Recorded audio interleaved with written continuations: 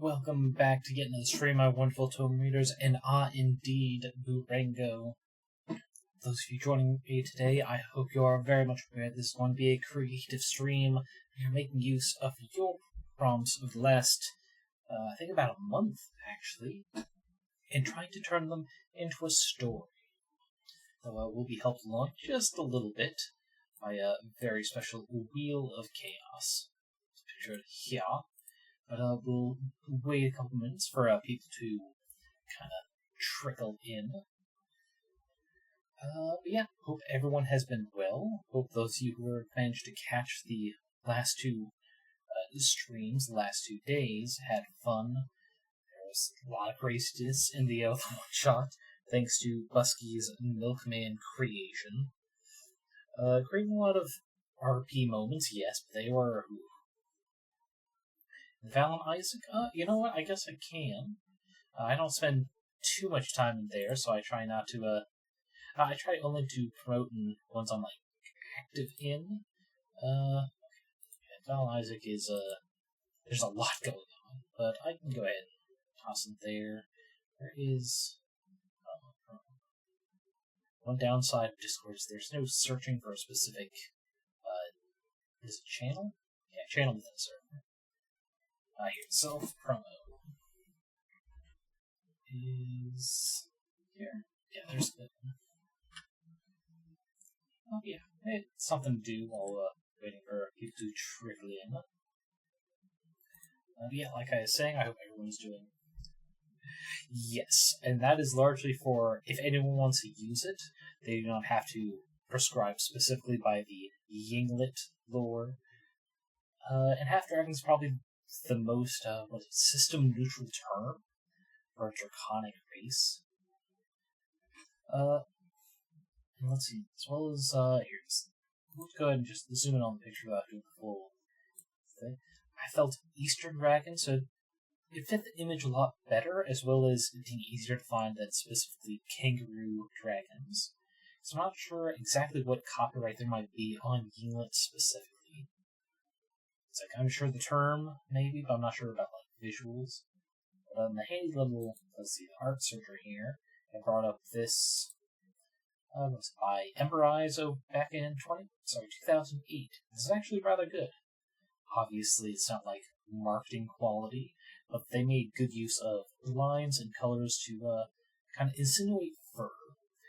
And one of the things that stuck out to me about Yinglet is they are a rather furry, kind of draconic looking creature. No, so I'm sure it's good for fan works. I wanted to avoid Yinglet in case, anyone who doesn't care to look at that kind of stuff doesn't try to do marketing things. So they are just generic noodly dragons. I know there's a protection on fan works for fine, so long as people aren't making money on it. As soon as people do, that's where there's a real gray area.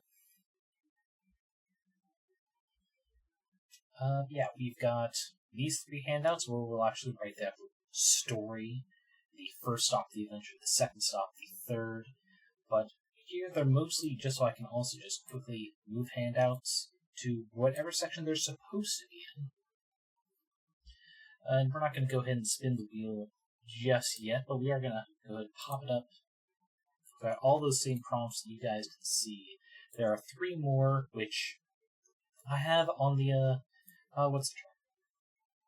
They're not quite bench to go by, I think, baseball terms, but they're there for me to go, it's these are interesting, but I don't want them popping up in just a really weird scenario, so I'll just pick and choose. But, to restrain myself, I cannot add one of my 3 selections.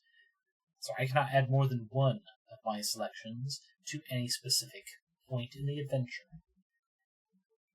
Let's see, but one of the things that is not on there, let's see, where is it on here? Spin twice more. 2. So most of these stops are just going to be 3 things with randomized, or it could be 3 items, it could be 3 events, it could be 3 NPCs if we have bad luck, which would still make for an interesting situation. Because there's a good mix of RP scenario characters, as well as things I would actually be like, oh, right, if handled wrong. But I also have, to further random, one option for 5e card a day, which is a Tumblr blog that converts Magic the Gathering cards into a 5e resource, whether it's like a spell or a creature or what have you. But if we get this one, I have to go over to the blog. Someone can roll the exclamation point D20 in chat, and that is how many posts down I have to go to find the NPC, after which, removed. And then let's see, where is it? Flork of Cows, I always get them mixed up. Who does a lot of just really weird scenario type comics on Twitter. We'll do similar thing, D20, and we'll figure out a random event/trap from that. Where's the final one?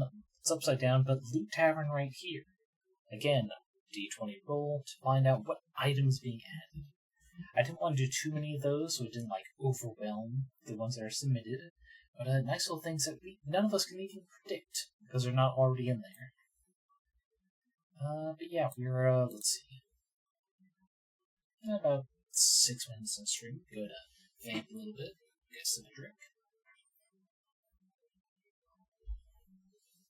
Yeah, because this is going to be we're going to try and create a largely system-neutral story, something that can fit to any campaign someone wants to try and run. We're not going to worry too much about mechanics. We'll mark whether a specific challenge should be difficult or easy, maybe some quirks of characters that are involved. But largely, we'll be considering, say someone is retelling this tale in a tavern. Hence why I've got this as a nice little background, as well as, go ahead and open this. That's not really, I should probably close the Wheel of Chaos so I can see. It's not super visible on screen, but I guess them's the breaks when I'm doing dark mode. Otherwise, it's gonna, look like that, which is, it hurts my eyes, and I'm sure it'll hurt some of your guys' eyes as well. Let's just go ahead and back to dark mode. Actually, wait, what if I change the background color? Maybe that'll make things a little easier. I can put the little handouts up there. Let's see. Oh, wait, backdrop maybe? I feel that only changed on the map there. Yep. I know there's one that does kind of affect that. I just can't remember. Wait, maybe it's just whatever is the major color visible on the side. Come on, let me. I'm trying to shrink this. Okay, come on. Yep, there's the globe. No, come on, let me. Let's put you here. Now we can shrink. Okay. So that might be, there's still some, I do this, I think I can change what the background looks like. Why is it not shrinking on this though?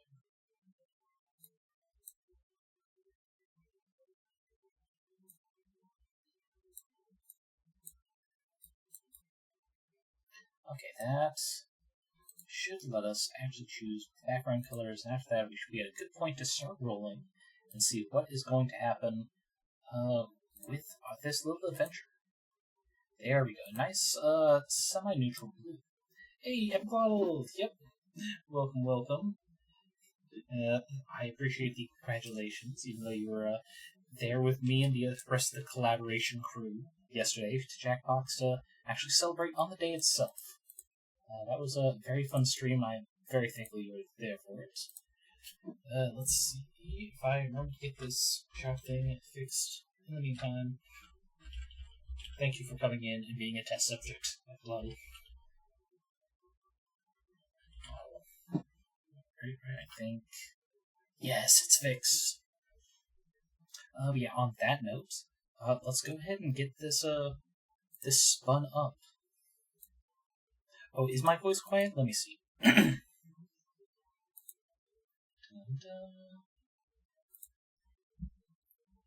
That's not it. That's not the properties.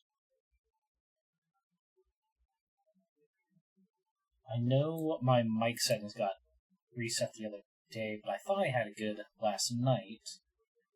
Oh, where is it?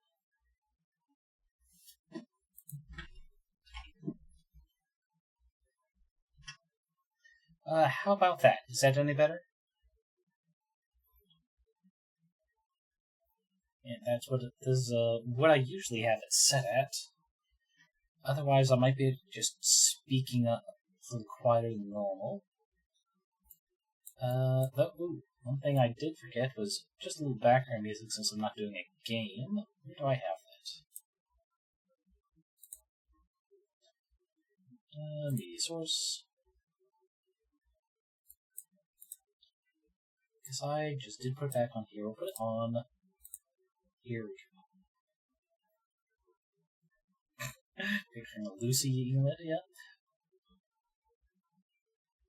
Did I inspire Nesliak in any way? Because I remember they're a librarian, just offhand.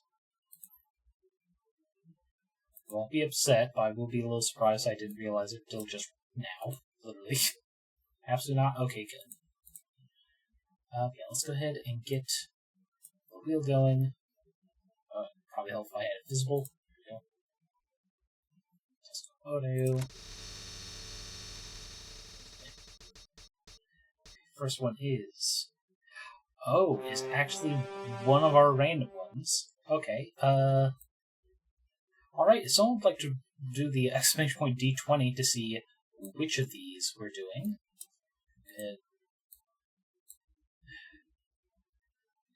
Alright, number 3. Okay, so we won't have to scroll too long. What weird situation are we getting? So not the FBI one. Ooh, I'm not sure what's going on with that, but I might be like, oh. Gotta get the fuck out of here. Candace finally stripped. They don't want the Mexico. Oh, this actually sounds like a really good start to a campaign, though. That's a very strong event. So you know what? I'm okay. Oh. Yep. That probably help. Yep. But yeah, this fork thing of there's a flying Mexico. Oh wait, I almost missed this one. Ay Dios mío! Which I'm not great at Spanish, but you know, I think that's good enough. Okay, so I guess we're gonna go ahead and just add a handout here. We're just gonna Mexico filter until we figure out what the actual effect of this event is. Oh shoot, I forgot to remove fork from the wheel as well. Well, first let's get that position. Okay, go back. Visible. Let me just quickly scroll down to fork. Go. Okay, perfect. Perfect position. So, event number 2. The bottomless rum bottle. Which is not what the name of the item was. This mission. Though, yeah, we're just gonna leave that one on. We're gonna everything except the floor thing, because it sounds like it's gonna be the major draw. This little adventure path. We're gonna keep on there to show when maybe the item or person comes into importance again in the story, if we get it again. And then the third and final rule. So we've got the Mexican filter. Courtesy for we've got a bottomless rum bottle and the Silex bowl. Okay. Okay, this was an interesting one. Let's go ahead and short this. We're not going to start making the story yet, but I will go ahead and show off what these 3 items, what 2 of these items are. It's the bottomless rum bottle. It's a corked bottle that, when opened, any object the mouth touches is shrunk and stored. Objects stored this way can have a maximum volume of 1 cubic kilometer. I thought, the name of bottomless rum bottle might seem promising to some people, and then the actual ability is discovered when they just pop it open and figure out what the bottomless actually means of falling inside. I thought that was a fun name to give it. We got both your items. The other silex. I thought I fixed that. One sec. Let me go back here. Set to default. Save there. So yeah, Silex Bowl, which is a specific, I think it is Greek when I looked it up, style, wide bowl. The effect of it being it repeatedly casts any spell targeting it at increasing levels, as increasing AoE, which I have added centered on itself, so it's making more controllable, with a chance each turn while active to destroy itself and stop casting. So I think... Okay, here's what I think is the draw. Something is affecting the Silex Bowl itself. Such degree is creating this large Mexico filter that we got from Flork. Go ahead and move that up.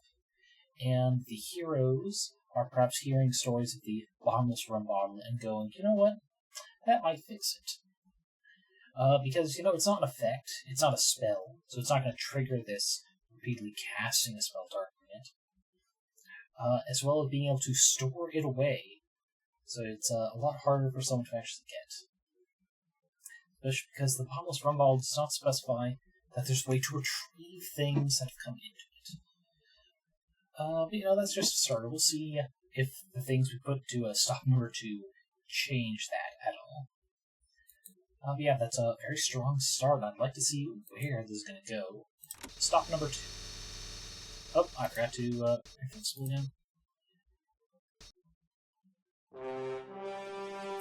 Okay. Another random thing from Loot Tavern. So hide that choice now. Okay, another D20, because we got the other extra randomness from Loot Tavern this time. A 10 this time, okay. Item number 10, which we'll just skip to. Oh, I can't because this isn't the one I'm logged in. Item number 1. Item number 2, 3, 4. Oh, that's a multi-card. That's why 4. We're going to count that as 5. 6. Oops, 7. 8. It'll matter more when I can actually see it. 9. And, okay, here would be item number 10. I mean, it is Twitter, and I'm scared that there's going to be, like, an ad or something on there. The item will be the Fallen Star Blades, which are...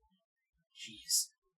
There's nothing for scale, but they kind of looks like they'd be massive cleavers. Ooh, legendary item. Okay. Alright, we'll see who this goes with. What is this magic item supposed to do? Carefully etch the blades of these swords, sigil of immense magical power. It allows them to manipulate gravity itself. Each thin line, a curve, drawn with incredible vigor. Okay, okay, so they're great swords, but they're shaped like that. Ooh. That is nasty. Wait, aren't great swords, like in 5e, supposed to be two-handed? Man, good thing we're doing this system neutral. Okay, abilities... Oh, wait, no. Deck has a single magic item, 5 charges, and a +2 to attacking damage. Ability number 1, Alter Mass, is a bonus action while holding one or both these swords. Can expend charge to increase or decrease their mass for a minute. A single charge can also create light. They'll lose the heavy and two-handed properties, but gain the... Oh, okay, so not like creating light, but making light. Got it. I guess that makes sense why it's up here now, yeah. Or heavy. One source becomes so heavy that it pulls chunks of the ground to its blade. Ooh. The duration deals bludgeoning damage instead of slashing. Whenever you hit a creature with an attack using it, you must succeed at DC 17 strength save to not be knocked prone. Ooh. Then light and heavy. Total 4 charges, which is more than each separate. Both swords gain the benefit of light and heavy effects simultaneously. Okay, so that's pretty much just once a day, because there's a maximum of 5 charges. Got it. Gravity Wells, the big ability, is action while holding one or both, exerts strong gravitational force on up to 4 creatures. As long as within 20 feet, a straight line within 5 feet of you, and then emit a pulse of energy, forcing each creature pulled to make another DC 17 con save. We're taking 8d10 force damage. Whew. Those are cool. And it's also really early in adventure for those coming to play. But, you know, if we get an NPC, it'd be funny to give them to them. So let's go ahead and get another note. Here it is. Oh, that's the dark side. Okay, Tavern, actually, what is this called again? Fallen Starblades.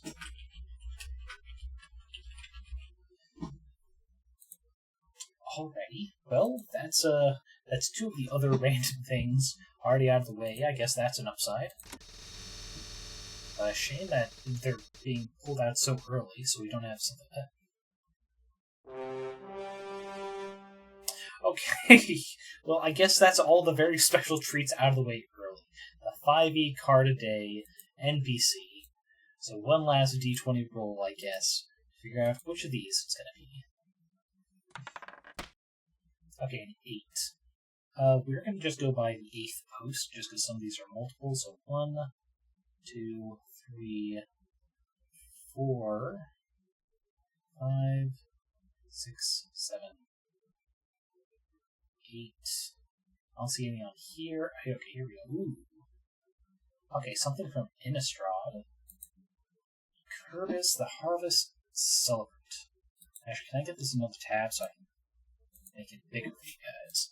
Here we go. Okay, so a tree folk of Innistrad. Sorry, the tree folk of Innistrad are once mundane plants, animated by the vengeful spirits of the undead, driven by a desire to sap the life from the still living. One among their numbers is Curvis, a lantern-clad being of tangled roots, whose soul is torn between the desire to aid humanity and the drive to crush his former allies between his thorny branches. Okay. Once observed throughout Innistrad, our service festivals, predicting. No, okay, here he is. He's got undead hunger. Oh, so he's like the Great Pumpkin type thing. This is his lair. Okay, this... Interesting. I think we'll open tab here. Just leave it on there. Just tabs around. But yeah, Curvis the Harvest Celebrant. If we need ideas for stuff to do, we'll look at this tab block later. For now, here's the last of the final random randoms. Which is day. Actually, wait, I forgot how to spell. Curvis.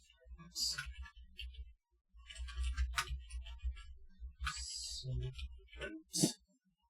Right? Was it Celebrant? Yeah, Celebrant. Okay, well, there's all the really fun stuff, just, unusable now. Well, sorry, unexpectable now. We can no longer expect the unexpected. Shame. But we still need one more for this. So, one last spin on the wheel. What are we getting?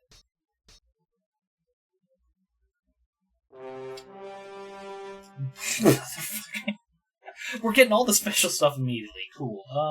Yeah, we're only doing 1 to twice more as well, so we'll go ahead and hide that. So I guess Kerberos is going to be the big threat to the campaign. This is like his first appearance, or at least his people.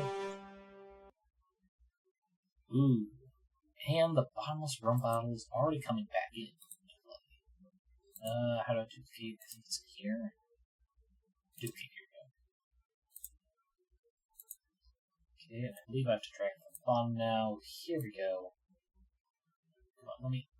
I guess I gotta put it there. Come on, just... Okay, there's the copy. We still have to do one more. This is really busy stopping them too. Ooh. And the Klein's Dimensional Portal Trap. Maybe the party could use the content. Well, the question is... Now, we haven't figured out exactly how it works.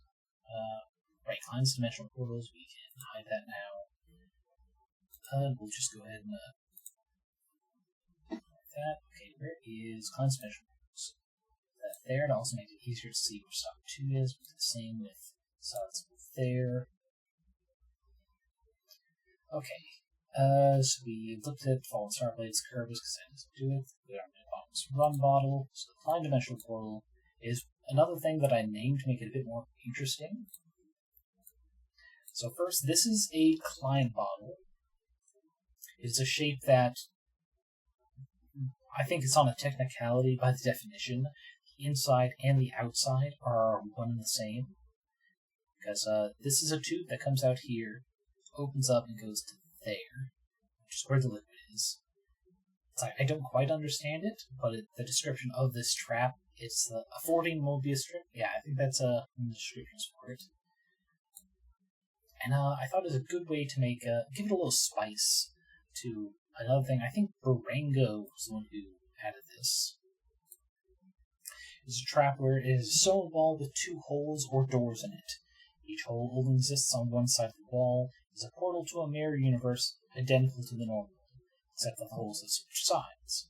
When something goes through one hole, its counterpart emerges from the other. And something I added to kind of just produce this scale of such a thing. The mirrored universe that is entered is more actually called a demi-plane. It's only able to replicate the structure within which this trap is installed, as well as any damage dealt to a created duplicate also affects the original and vice versa. That way you can add something where maybe there's only one person able to enter at a time, and there's a bunch of traps that this one person has to do by themselves. So the duplicate can also be healed to assist them. Or vice versa, or even just not thinking it's the same as your teammate because they're suddenly left-handed instead of right-handed. Oh no. They can unfortunately get their own party member killed. It's a fun little thing, mess with players, but not super powerful. You know, Klein's Dimensional Portal is meant to sound like a very interesting event to come across as well. Okay, so that's all the special things already. Roll twice, the extra randomness. Stop number 3, however. Because we saw some strong things, like the Bardic Rap Battle.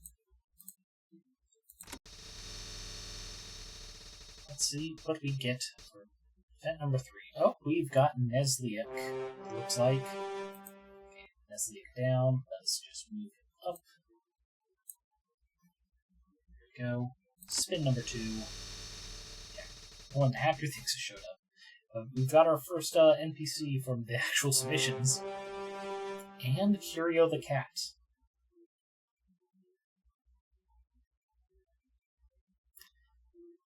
Wait a second. Everything here, we've already done.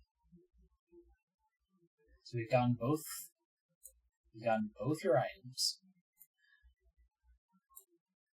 We've got one of your items coming back. On Special Portals, which is another one I think you did. You got both these NPCs. It's like, Jesus Christ.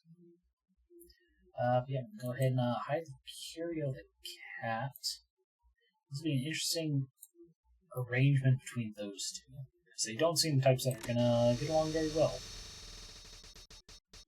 Except for, probably largely to a little quirk I gave Curio the cat, because of death.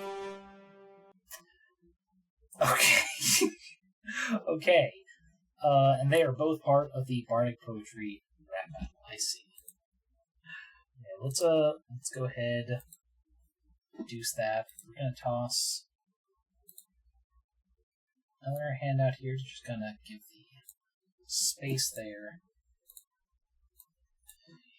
Let's see, do I still have the copy paste in here? I do not. Okay. Stop number 4. Just let us know where we left off. We'll figure out some things to attach here. But first, the showing off of these people. Got the zoom in on the earlier for Nesliak's appearance, complete expand their code. They're a noodle dragon, as I have named them here. But their role is as a librarian or politician who has been building up eldritch power over time, obsessing over knowledge and immortality. They have objectively shitty meritocratic views, which is on literacy, summed up as if you can't read a sample text unassisted, you don't deserve to learn. So right off the bat, we got a right-wing asshole here. And then added to just give him a bit more depth on other topics, he's largely neutral unless they have a positive synergy with necromancy, considering that they are obsessing over knowledge and the pursuit of immortality. It felt like a natural way to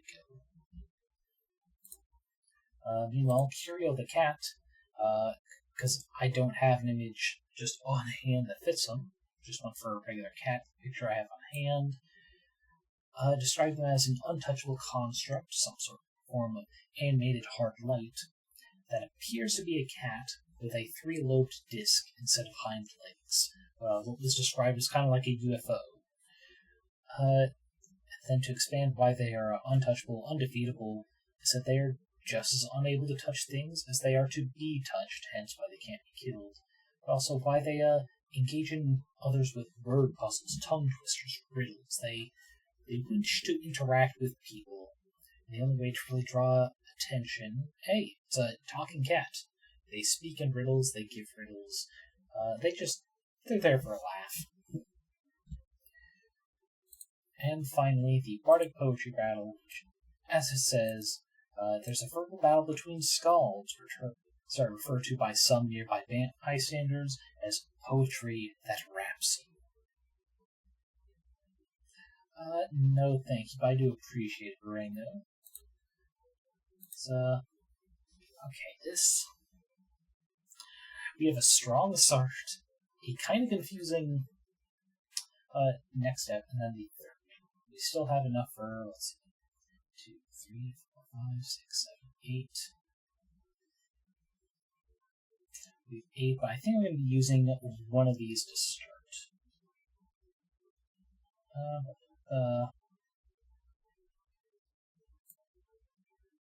I think, because the 3 that I have chosen, when I place them wherever I want to, just kind of add something I liked. There's the Grim-Tooth Trap suggestion, where I was given a choice of my own. And I have a Roman amphitheater in mind, but I don't think it fits any of these first stops. I have an NPC is a kind of merfolk Medusa, kind of cleric inclined, and an item, the fused hide of a chimera, made of 3 creatures. Okay.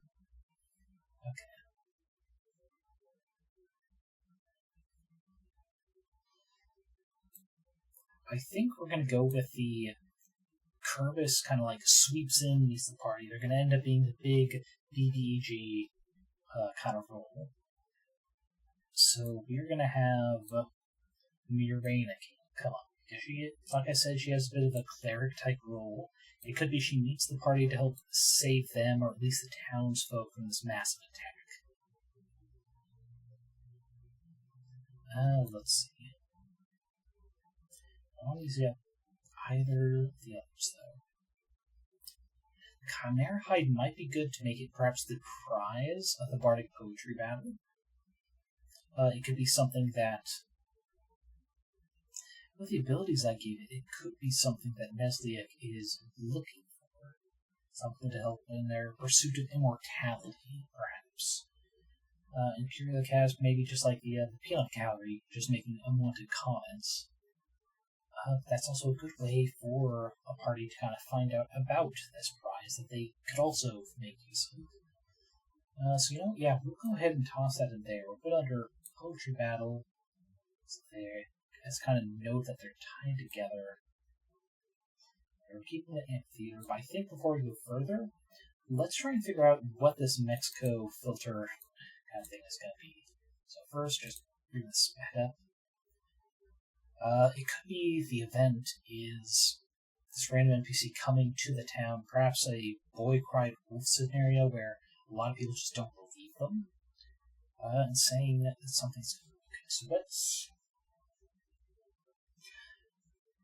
So I know one thing that 5e has is the Domains of Dread, which is kind of like a hellish demiplane where people are like trapped with a theme about just why they kind of deserve being. Like there's Strahd, the vampire, their obsession with thinking some women have the reincarnated soul of their past lover. Others, like a circus that's like for trapped, being chased by demons that kind of harass it. We could do something like that. Maybe an approaching demiplane or the sign of Curvis, actually. She's a harvest celebrant. Could be, instead of this Mexican filter, it's just like a wave of pollen so thick it's creating like a smog effect. Does it have any abilities to kind of lean towards that as well? Resistance, Sky Spirit, Healing Spirits, Deceased, no. Evil Harvest, no.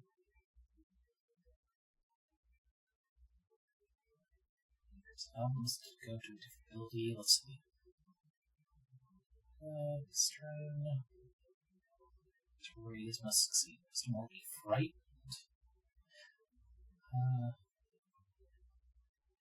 Okay, so the glow of the lights is what's frightening you. That could work with the whole like thick smog effect.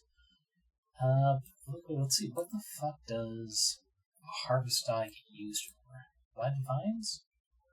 Creature fails saving throw, takes necrotic. This action, choose to expend. There it is. Spend one roll of a harvest die, as a result, 2 necrotic damage.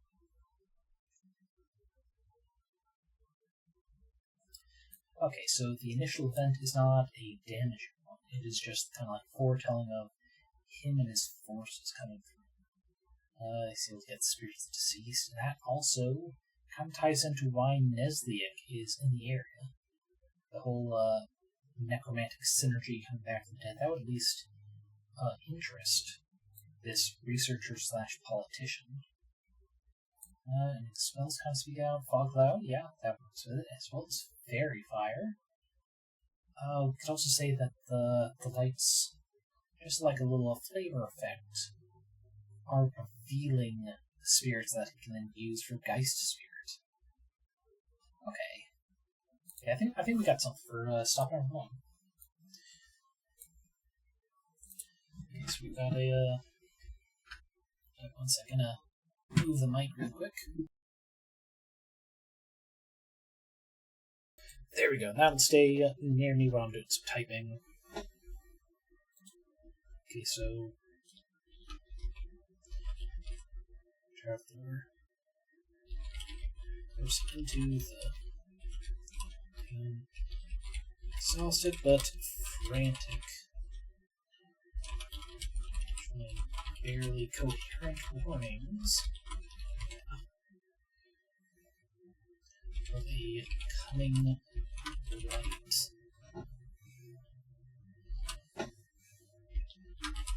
Entered the town shortly before this kind of like colored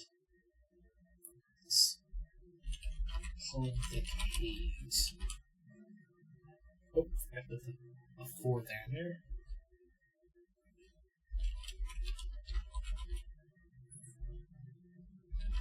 Hollow thick haze. How was turn? Raina could have the Star Blades? Perhaps. Or we'll think on that. I think we'll leave the particulars for stop number 2 for a bit. I think Purvis kind of like coming and attacking the town shortly after this smog event is a good way to do it. I think we'll figure out what exactly stop 3 is and roll for stop 4. Just kind of get a feel for what kind of energy the rest of the campaign is going. Let's see. Yeah, sure before. No. Well, this A Polynthic Haze envelops. That's what I was trying to think of. And develops the... Actually, let's up it. Give it to a city / bird. Just so it doesn't sound like a little bigger than a town. A couple thousand people, but perhaps some old walls protect a large portion of the populace. Person towns, also frantic, barely coherent warnings of this coming light as the filter.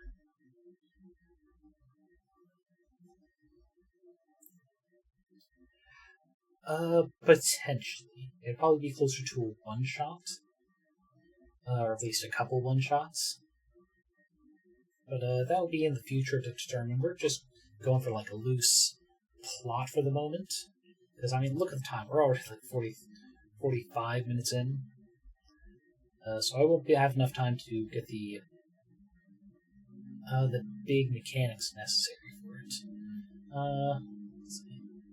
Speedway, we'll save so we don't lose any changes. See, that's up to kilometer volume. Guess I'm still targeting it. And increasing the level.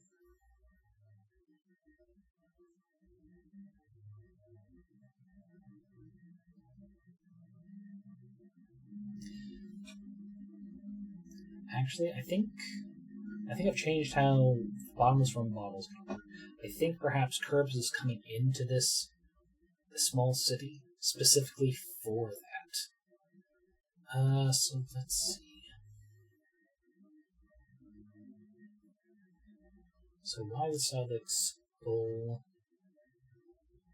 Ooh, it could be an ancient relic. People getting sick from the filter. That's a good one. People are starting to get sick, and they use this ancient expendable, not originally expendable item to do it. Then, unfortunately, it is destroyed.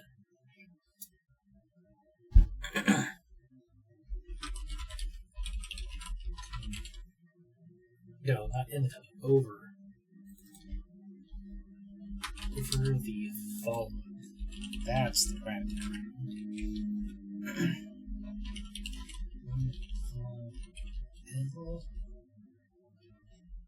This should be the only statement. Seems that comes with does not kill itself. The ability to keep down does.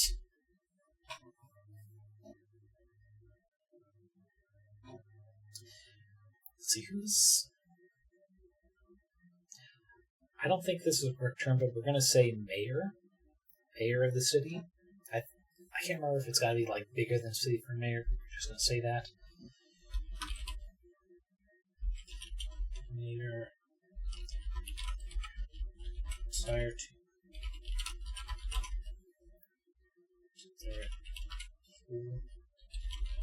out a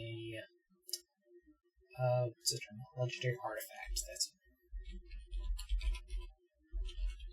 Since protect and since the founding of the city, good do.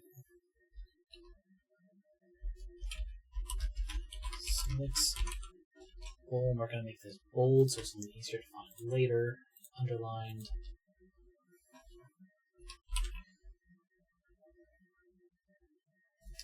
I again forget how it's okay. So spell target increasing level, increasing AoE, yeah.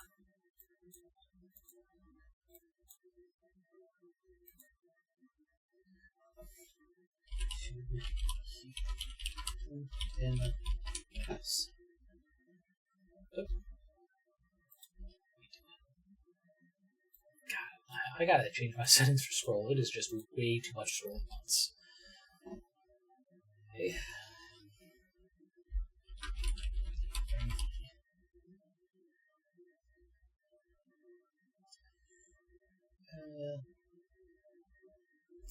Go with the strongest. From the Boost healing magic into it. So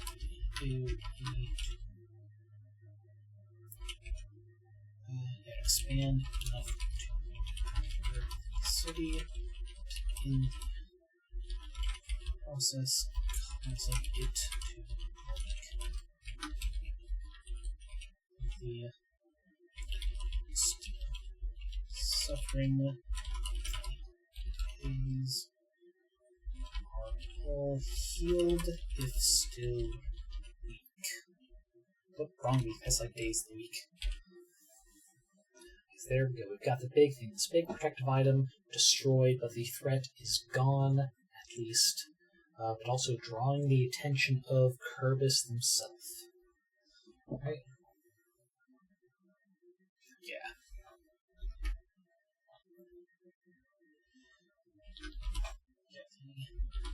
These items, areas, fish. Yeah. Just heard this.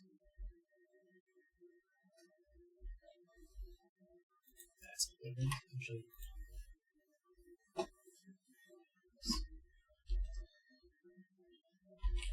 Send him with the threat himself.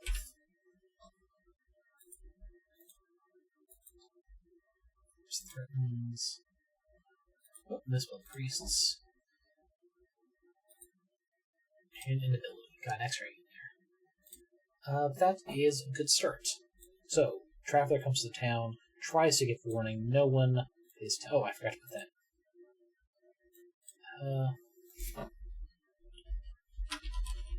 Just leave them to cast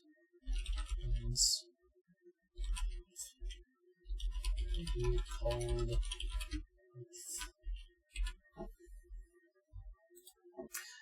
Yeah, Traveler comes in, gives warning, frantic, tired, no one believes him. Then over the weeks, people get sick, and gets to such a degree that the mayor brings out an artifact to heal people. In the strongest priests to cast healing magic in its ever-increasing area of effect does heal at the expense of the Silex Bowl.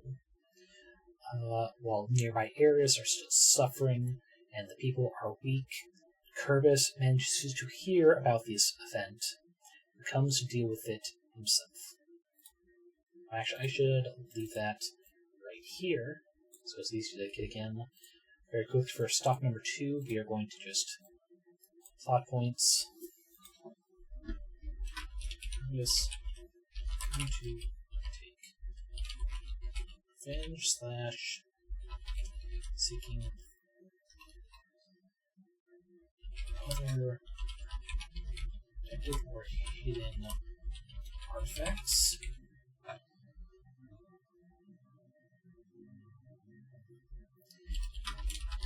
Leave city with the harmless rum problem and put other sorted items.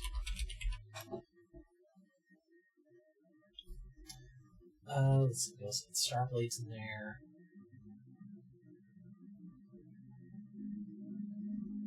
Still not sure I'm going to bring the Clemens dimensional portals into this, but it could be they do have to attempt to get past there to stop Kerbis.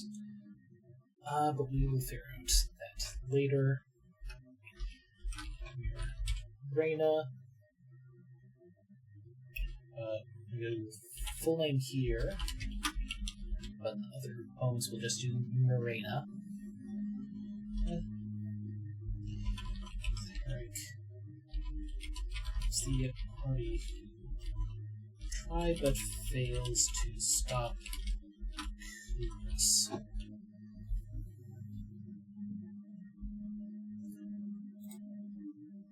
That's good. Start now for stop number 3.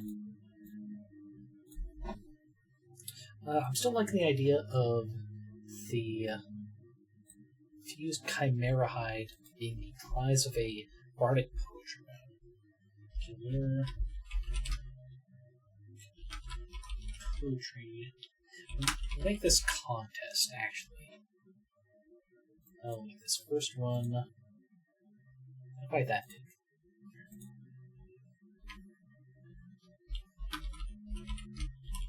Use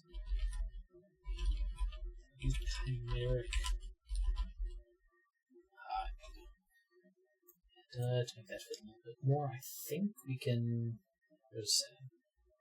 Not header, not you. Here's a superscript. We can make that a little bigger, I think. Yeah. That, we get rid of the bold. We skip down, and we try and just place this, so stay there, please. Okay.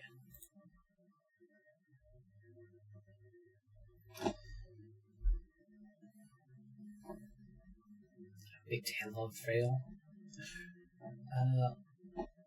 Right, Esliak.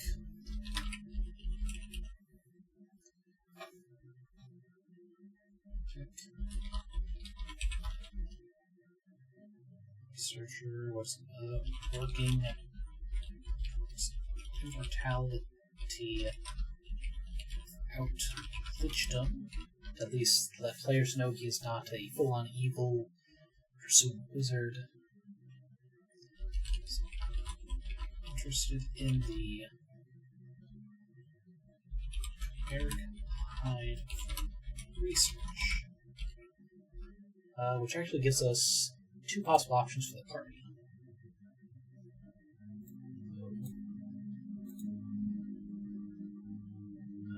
Like that. There. That's. Now it works. So option 1. He's put against Slick. And its abilities for cells to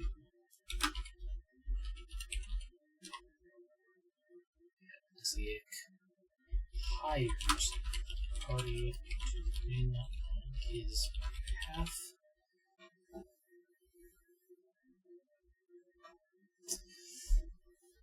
Oh, hi.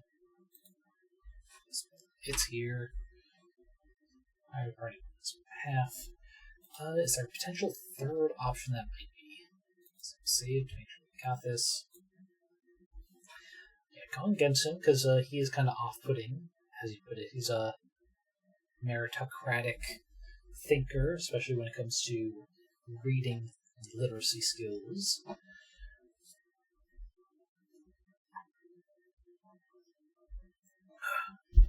Good drink.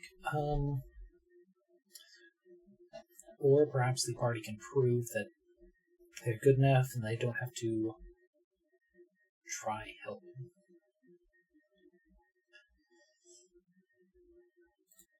Ooh, I do have a fun little twist we can do with Curio the cat, though. How do I get out of this? Let's maybe... Nope, not like that.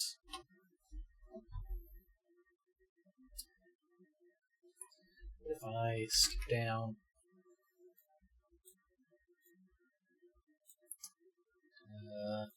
There we go, okay. Yeah, cat has been sick. Practice for a competition. And we can actually do a couple more options for a curio.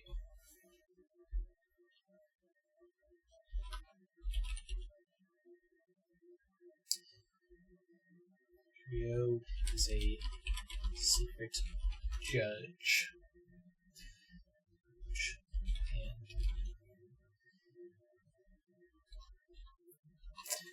And I lost my train of thought there. Secret judge.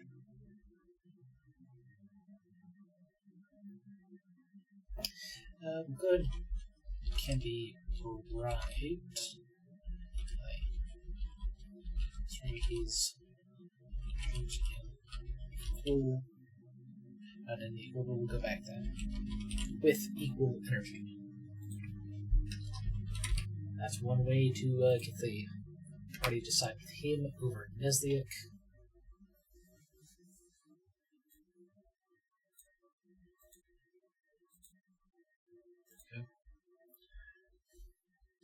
Okay. Simply, and let's see.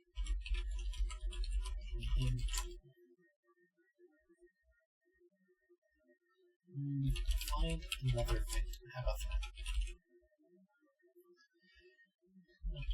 And gain a circle. Spell lesser. Circle from his dick.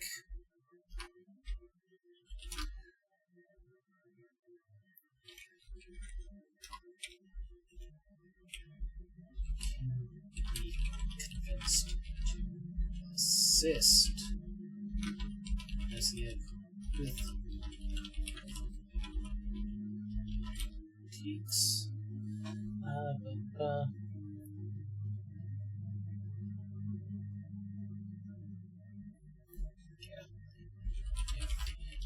Party so chooses to mediate. Alright, so we've got the data draws from both the NPCs we carry here. Interacting with each other, both involve the party's poetry contest in some way. There's got to be another option for Nesliak, depending on how the players interact with him. So we'll do a save, so we don't lose that. Let us move on to a little more.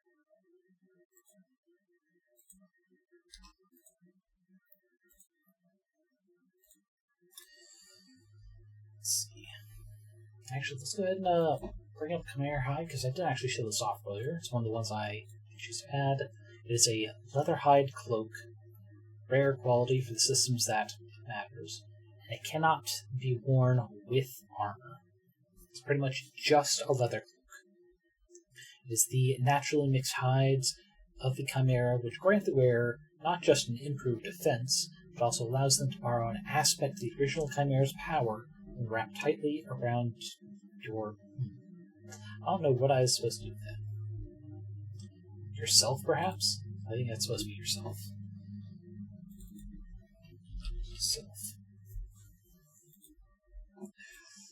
And then just kind of like system neutral description tracks constitution, grants additional health and resistance to fire, goat's strength makes you larger, and potentially force enemies prone.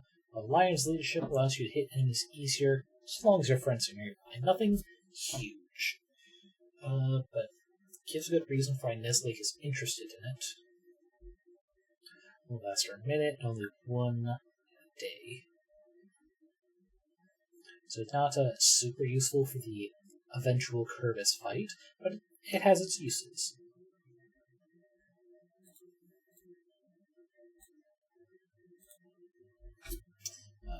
Another big zip here.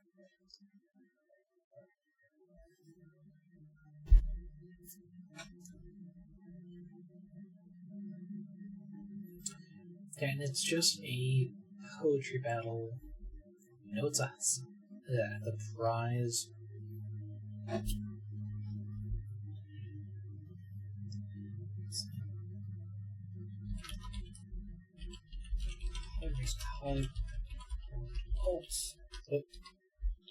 Alt path.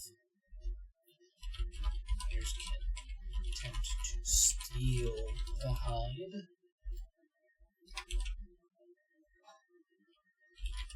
But the easiest of the contest is on go.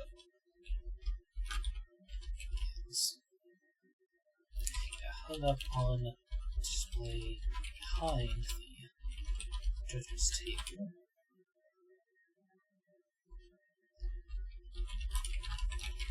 Contest it is securely locked and guarded. That's pretty good.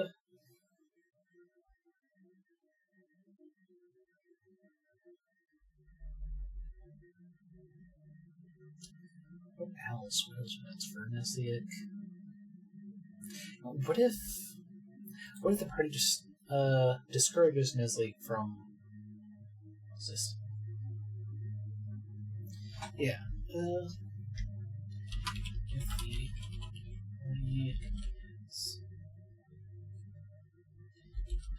item or spell that Nesliak's search may be not to participate, potentially even support the party by doing what? This is your character Boorango, or at least an idea you came up with your friends. Is Nesliak the sort of person who turns to violence, or are they more like a little accidents sort of person? Perhaps not curses, but like spells to make people feel worse if they were to get in his way. So as a researcher, I don't just like off bat would not take them as someone to get to the point of throwing fists. More like accidents? Okay. I'll go with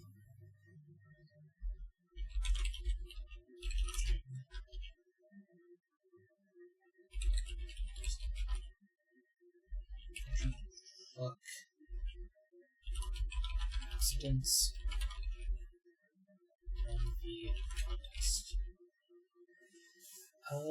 But because he has a sense of meritocracy, I think we'll also put in he does not play dirty.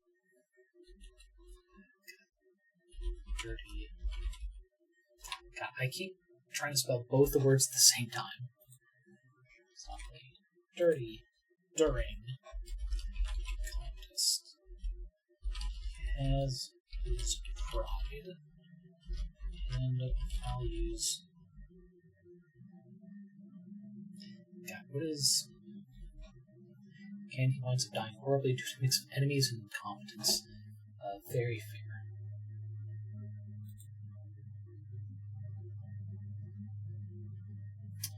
I'm blanking on a term. I'm just gonna... this other window, definition of meritocracy, might give me the word I'm looking for.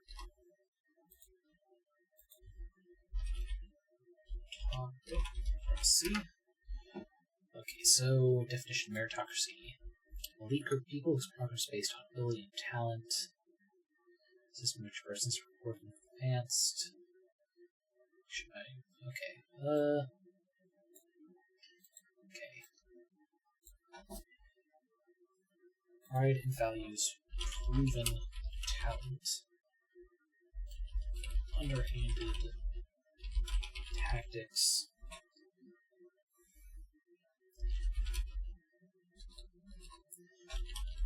Only when proving his own.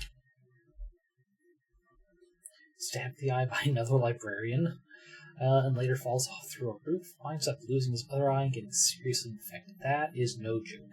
Eyes are very important. But I think that's a good, at least a minor blurb for why he's doing it, other routes the party can take, curio. Let's see.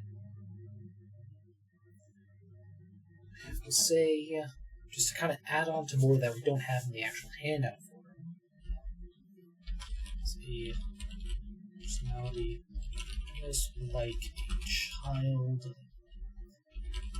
We don't have a of experience off. Believe don't fully understand.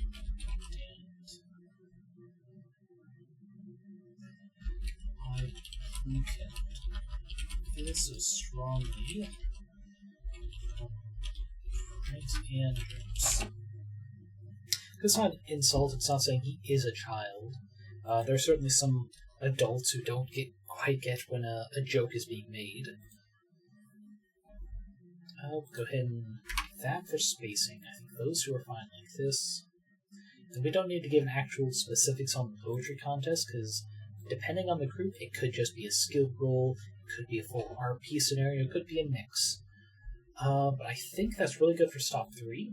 Let's go ahead and get the Wheel of Chaos visible again, and figure out stop number 4. Oh, I forgot visible. Okay, first item for stop number 4.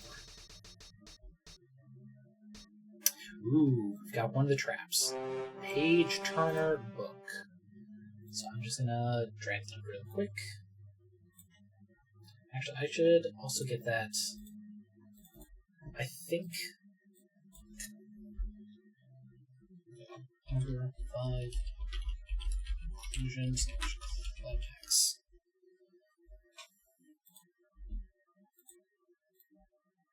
Down.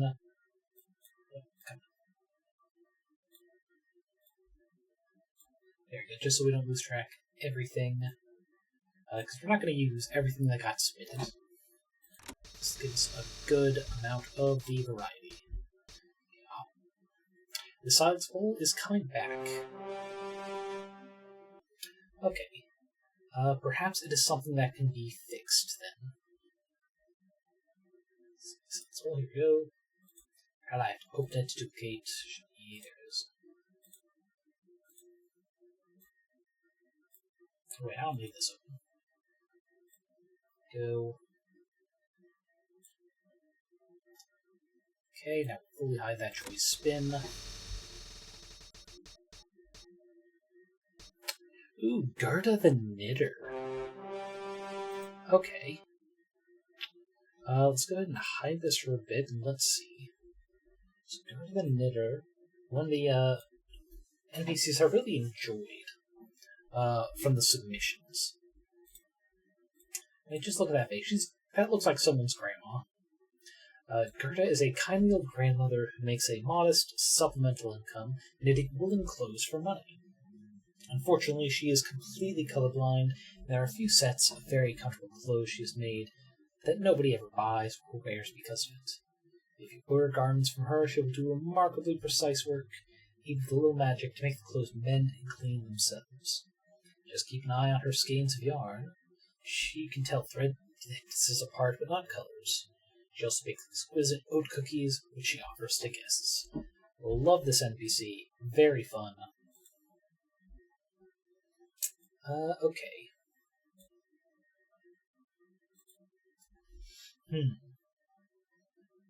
So we've got the Silence Bowl, which we've established is broken, or at least its power has been expended.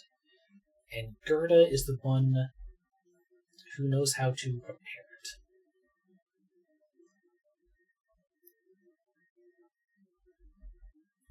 Okay, but how does the Page Turner book trap work? It's a cursed book, and when you read it, someone you trust wishes to betray you.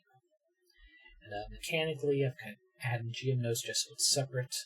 It is specifically NPC, and an optional thing where the reader feels overcome with paranoia, which grows the further they read.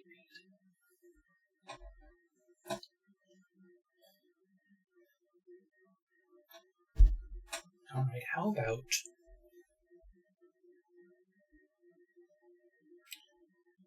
Okay, so this...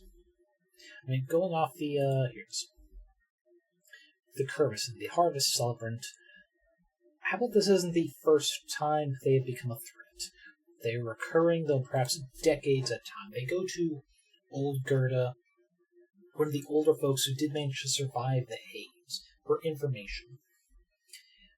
And though she did not experience herself, perhaps she has a journal from her own father, who did survive it. However, let's see, perhaps knowledge of Curvis itself is kind of an infection. By reading through the book, someone is tempted to betray the party. Funny answer would be Gerda right there and then turning on them. But within could be information on how to fix the Silex Bowl, or at least find out where to do so. I think that means conclusion be at the... Oh, that's the drag size there. at the Roman amphitheater itself. Just a fun trap. Let's see. But we'll have that be a...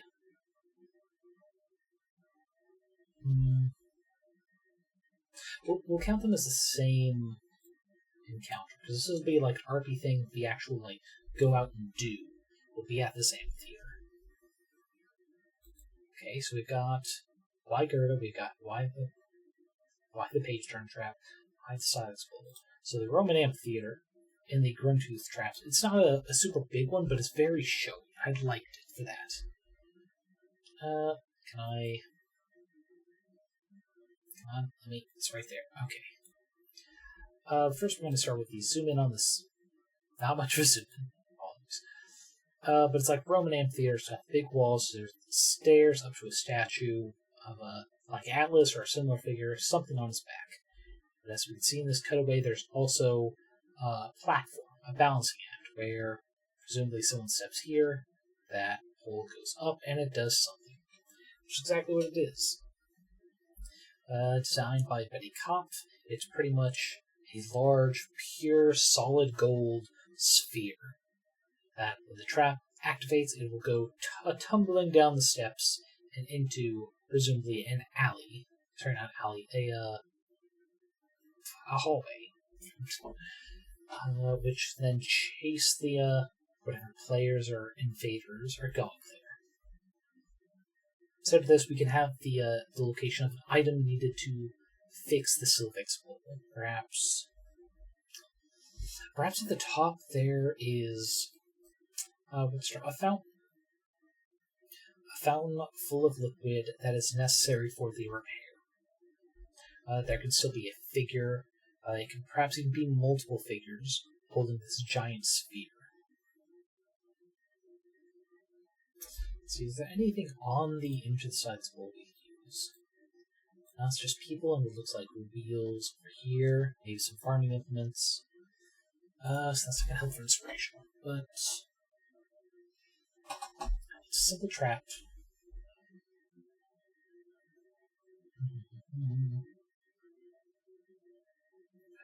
Those are 5 feet diameter with 5 tons worth a lot. It's really be a greedy shit and get squashed, because it's 5 tons, but worth 50,000 gold, at least by 5e systems. Yeah, it's enormous finely balanced liver. Yeah. Okay, so why does the amphitheater exist for the plot? Or actually, perhaps a better question, why is Curtis unable to get to it? He knows the Silex Bull is a threat. He went to punish the town for its use to counter him. Let's see, I think... Let's add a detail to the original Silex Bull.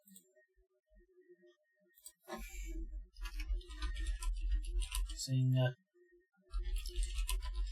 effects, chance of breaking is much lower. Can also clear. That was environmental. That's environmental aspects. So that's it's like environ. Got it. That gives a reason why he wouldn't have known for it ahead of time. Ancient antique artifact, whatever I had originally said, but definitely protected. After the effect, it's not like he necessarily knows it's damage, but even if he does, he still wouldn't want people to be able to figure out how to fix it. So the reason he can't get the amphitheater to this fountain we're going to set up top, it could be that it is deep underground, perhaps even so deep that sort of plants that make up his vegetation form just can't survive.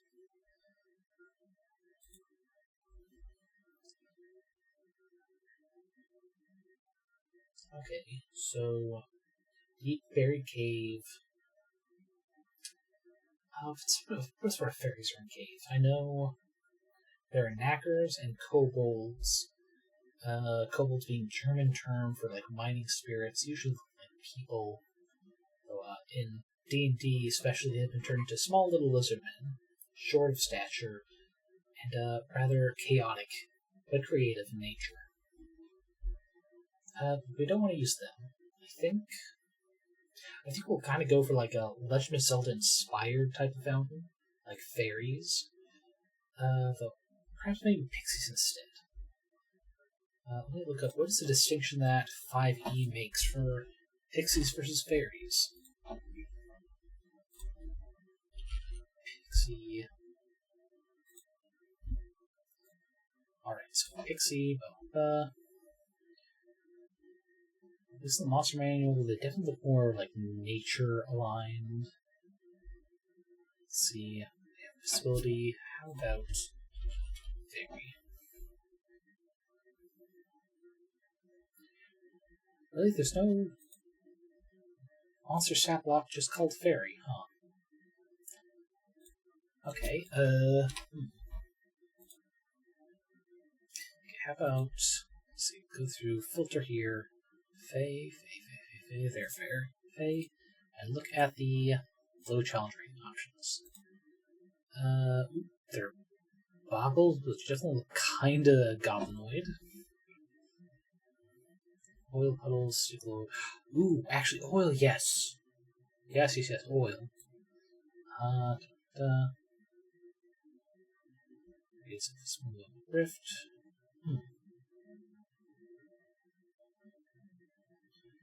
Alpha-flammable oil created from its pores. Gross. Might be just what we're looking for. Let's check some of these. Bergenok, which kind of looks like a mouse guy with impressive facial hair.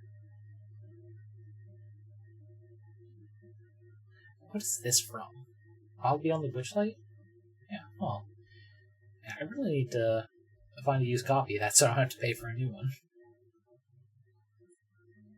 Yeah, there are blink dogs, hawks.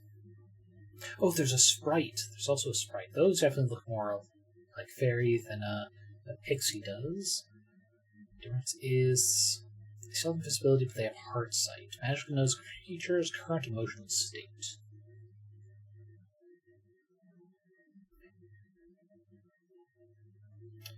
Also have access to poison. And you know what? I think let's say it's a mixture of sprites and let's see, it's possible and actual mythological terms. What's that? Possible future fairy tales. Come on, internet. Okay, ooh. It is a Northumbrian or Scots term for a ghost or folkloric being. Alongside creatures such as shellycoats, brags, headley cow. Okay, yeah, I think we'll go with that spelling of the boat. Okay, just down. Okay. So, how do I close that? Stop number 2. We've done stop number 3. We need to do stop number 4. Okay.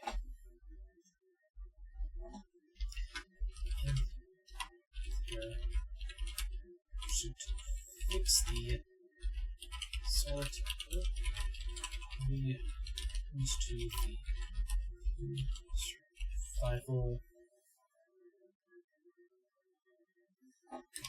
That's right. Surviving. You gotta go, Boorango? No worries, I'll see you around. So, yeah, we got like a half hour to finish this, so, we're a good amount of the way in. Hopefully I'll have something more concrete I can toss to the Discord later. You enjoy yourself.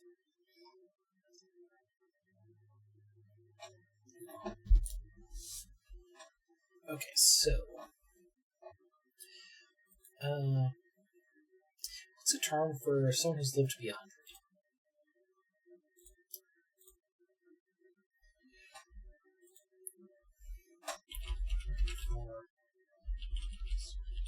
For 100 years old. Centenarian. Okay, the word just has such a weird mouthfeel. I couldn't figure out how to pronounce the spell. Okay, party turns to the few surviving centenarians. City of or about versus how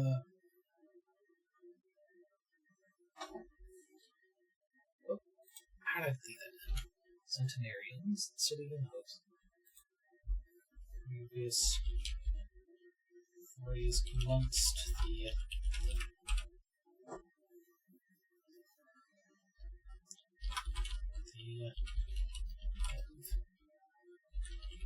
Herda, the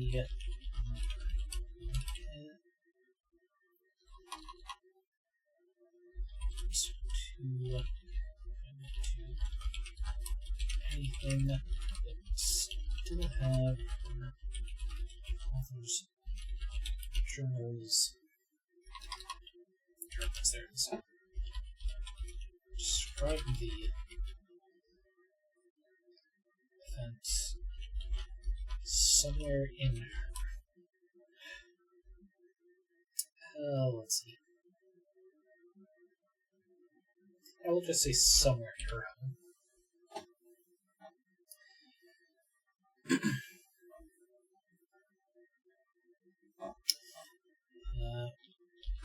Books are scattered, sometimes even buried up piles of unsold knitwear.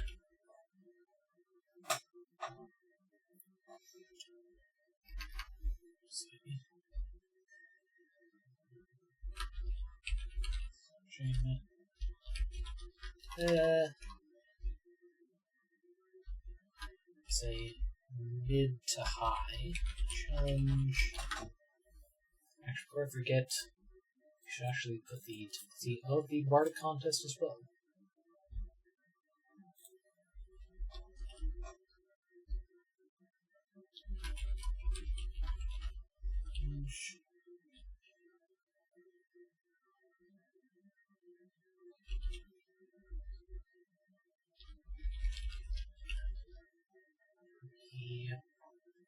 What's from the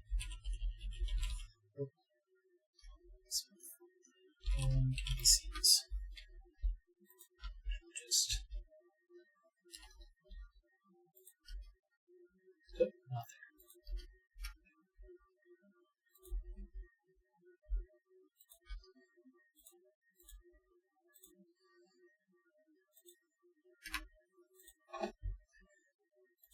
Okay, there we go. Yeah, the search itself will be difficult. I closed the style. Okay. Such an idiot. I am. Okay. Find the welcome journal. Oh. Let's have the summits always. See, Cooper's avatar on Earth.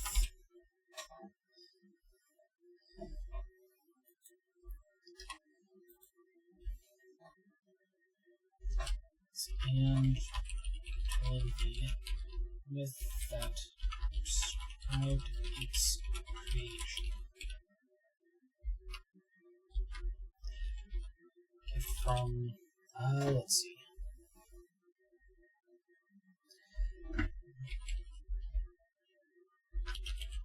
And sprites the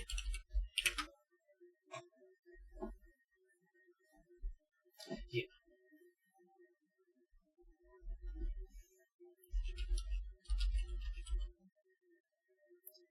Sealed against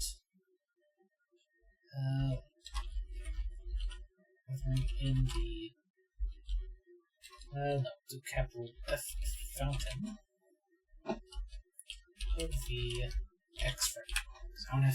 I don't have a good idea for the title of it.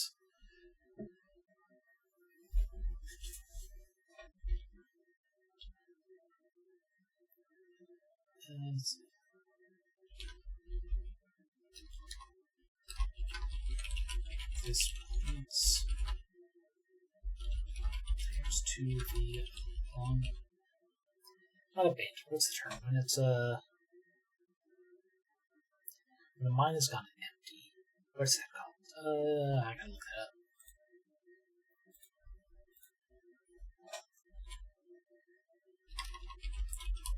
For one that runs dry. Is that enough for DuckDuckGo to help me out?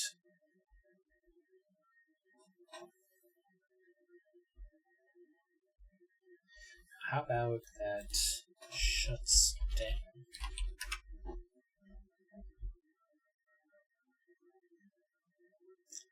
Now, how about reasons? How about that? Yeah. Reasons for a mine to shut down.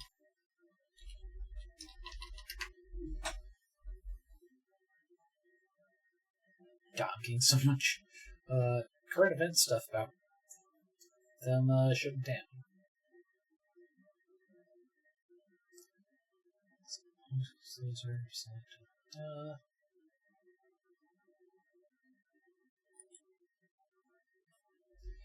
We'll just say I'll look up the term in the future. Say the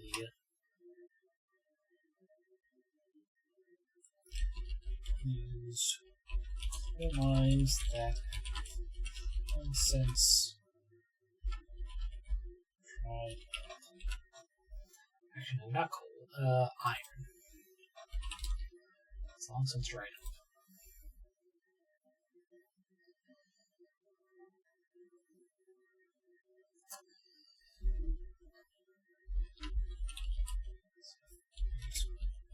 Bandits and bulls have made the home and pixies. Oh, okay, didn't get the space in the right. In the depths.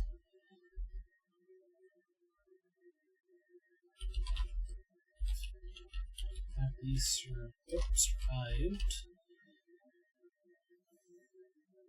God, what's the term? God, I'm just so bad with words today. Unmolested, that's the unmolested kind. Since Cooper's first attacks.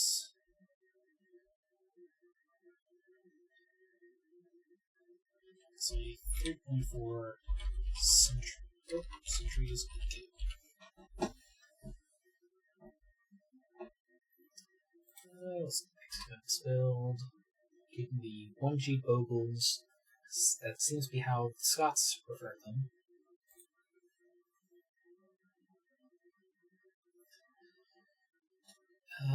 Let's see. Big sip here. Well, I think. Okay, how about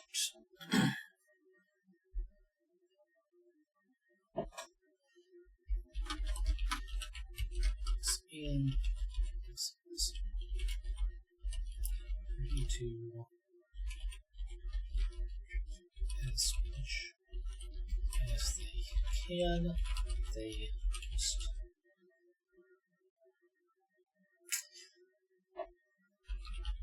enter unharmed.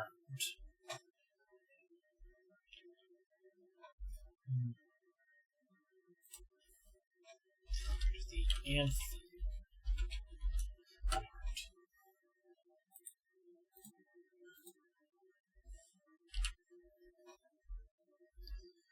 Let's see. What's the main challenge?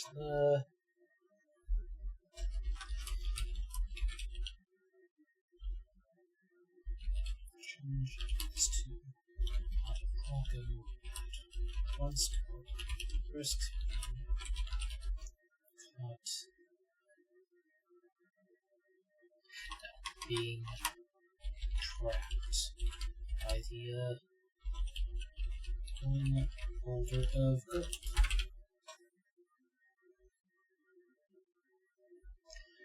Next we'll just say players. I think it's submersing this term. Submersing the so that's in the fountain from the theater is urgency too quickly. God, I did a lot of this there. Theater fix sileable is fine. Actually, go ahead and again. Oh, more scroll. There it is. Bold, underline.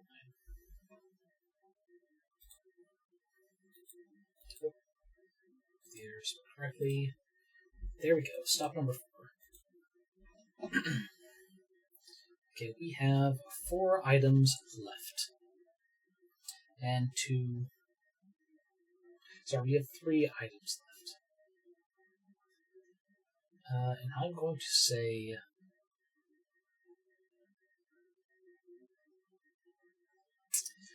Let's see, I'm gonna not spin.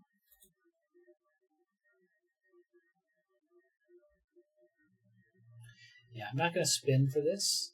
I'm just gonna say we're gonna take Jeremy out of there. Jeremy, the Fiend of Fright, is just a small little fiend who likes jumping out and scaring people. I don't think that's going to really fit for the climax of the story. So instead, we'll go ahead and just move him up here. Grimtooth Trap.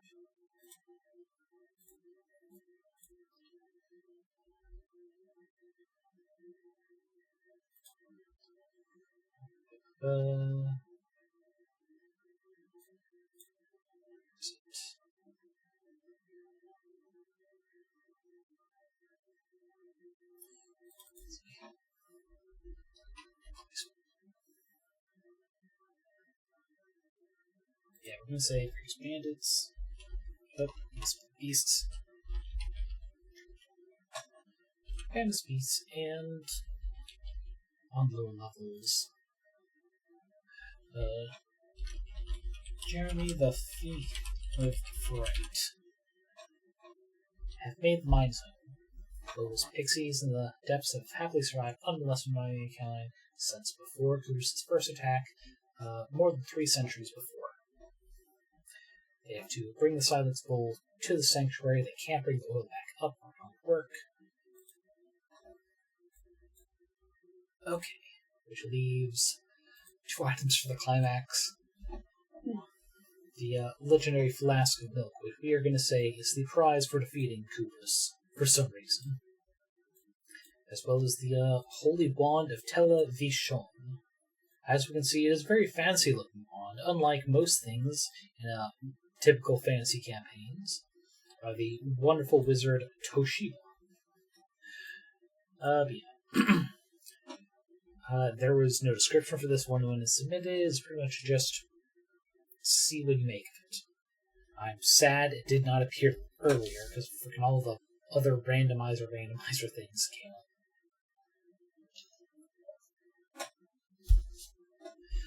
If it was not, if it's not decided by the spinning wheel, I would have thought that was a raise. Okay,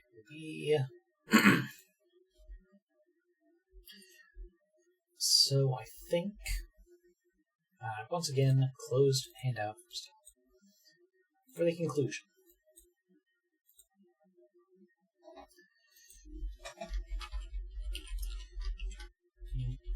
This is Avatar. Let's see. Let's see. How to word this? This is a big thing. There's two. So right amongst the horde. Legendary milk flask. Oh, we're gonna say the effect. The effect is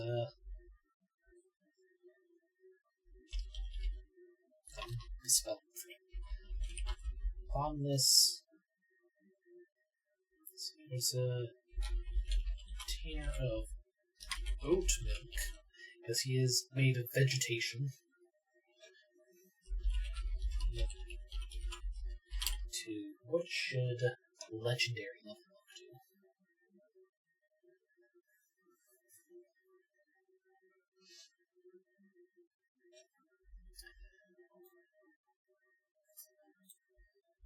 How about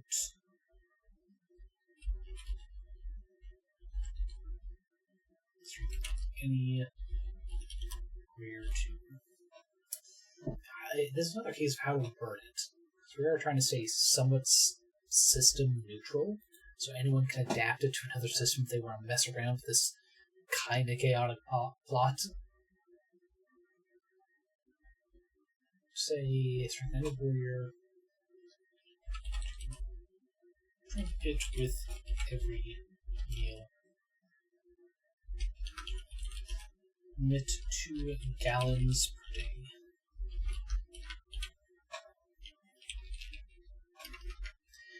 That's going to be at the end of it. The other thing, the Holy Wand of the Tela Vishon. Let's see.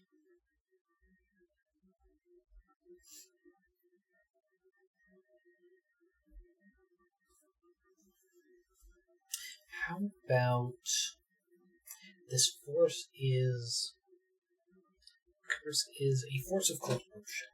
How about that? Curse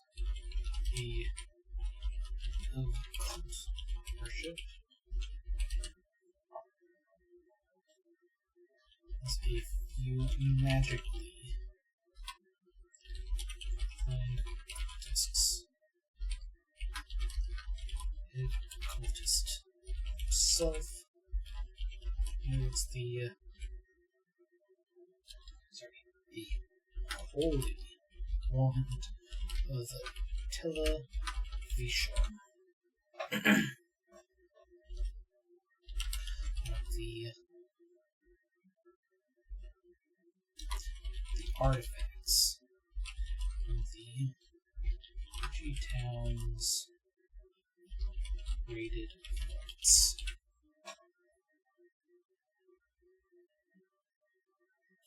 Sort of affection. Let's see.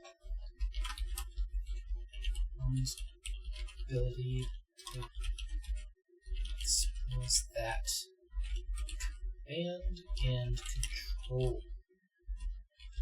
Target easier to. Oh, that's not the word. How about harder to resist? That is much better way to phrase that. Yeah, let's see.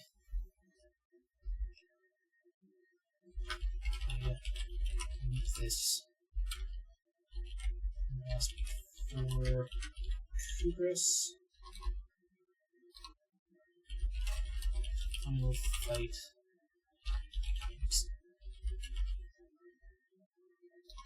So that easier versus Avatar is the sum of its cohesion. So it becomes bigger as a result. So pretty much he's not able to hold all the energy within himself at once, become more dilute, but also taking up more space. But I think that's a worthwhile trade-off. they'll have a larger reach by extension. It'll be harder to surround them in systems that have flanking pools, but also overall weaker. I think it's a good trade to make this kind of short campaign thing easier to do, at least in a single session. So we've got the wand involved, we've got the prize of the flask of milk,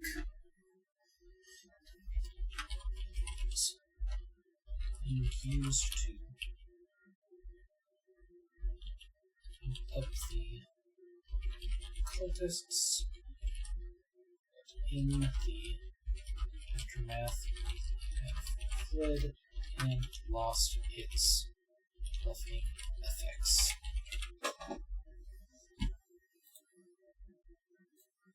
Okay, so now we're actually getting more of an idea of why Kupris is back this time.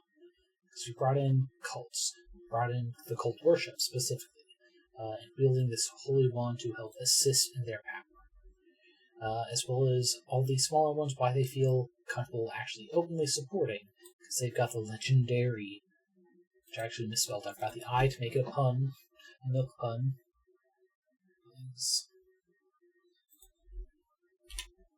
Now, obviously, it's oat milk because he has a vegetable-based avatar giving him form. I forgot that I need to make this small. Let's do 1, 2, 3, 4, 5. So number 2 is the one we still need a lot of detail, which I actually haven't talked on Lapta a lot. So let's go ahead. Of Morena of Lapta. I'm going to go ahead and get this open, let you guys read while I get a couple more sips real quick.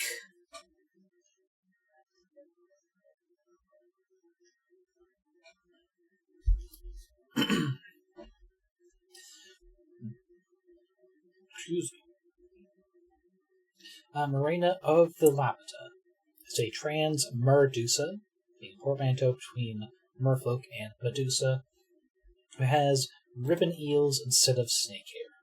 This was inspired largely on the one Tumblr post that created this artwork by Basia Cryptid, which was also a pun of my mentally eel wife.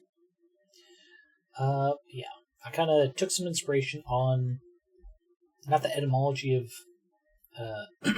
ribbon eels, but like the environment of the world where they are and they appear. Such as down here I've noted name description are inspired by Rhino Morena, which is the genus which ribbon eels belong to, but was also influenced by the song Morena by Mariana Nolasco. And that particular point is because one of the lyrics, I think it's the first lyric that actually is, she laughed about my hair without knowing me. And I thought that was very cute, especially because it is a Medusa instead of a normal Medusa. Background is pulled from a few inspirations of the Lapta peoples. There's an actual, what is it? I can't remember if the correct term is tribe or culture for them. They're a oceanic island near I think the Solomon Islands, if I recall correctly, who actually had burial rituals based on burying bodies, not in caskets, but in jars. And also in crafting jars, which I thought that's a great, side job for this priestess to have. She makes the pottery for these burials. It's a fun thing, just little detail, little hobby, that gives depth to the character. Makes them a bit more, perhaps not an influence, but an impact on the players. She herself prefers to use temporary enchantments that allow the deceased to eat and drink one last meal, and reminisce with their loved ones one final time, which is directly inspired by the Lapta burial rituals. When going from the first burial to a second reburial, in between they will have the body amongst the mourners, people remembering them, to spend time with their family one last time before that second and final burial. Also based on the various foodstuffs that grow lapta culture. Also just gave her a love for eating taro and yams when they are available. Also, a little darkness in the background of being a war veteran. And I wanted to give more depth to an NPC that I had the choice to add wherever, just so it made more of a weighty decision of when to add her. Yeah, she used to be involved with war, she's no stranger to blood and wounds, and thus is able to handle herself while helping the town recover from this attack by Kermis. Let's see.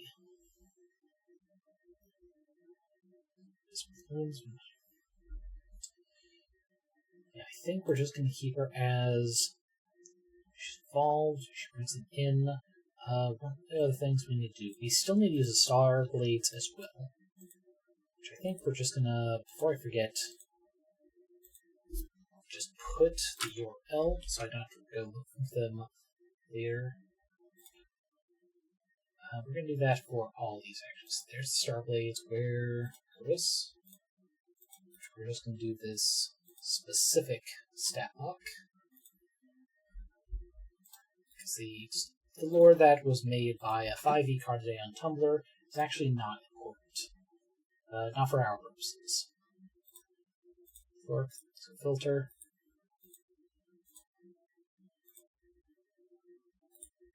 Paste. There we go. Okay, so we've got that done, so we don't forget. Stop number 2. So, Curse attacks. He's going for the hidden artifacts. He's with the bottomless rum bottle and other assorted items. Largely so, the party cannot use it to kind of cheese these other tactics. They can't just use the bottomless rum bottle to grab that hide hiding behind the bardic poetry contest. They can't use it to take anyone out of the picture, to bypass any of the threats in the caves. Let's see. Actually, stop number 1, did I get... I actually did not implement the bottomless rum bottle.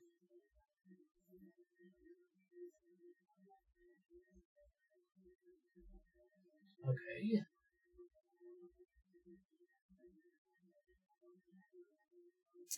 How do I implement that? It's to store anything up to kilometer volume.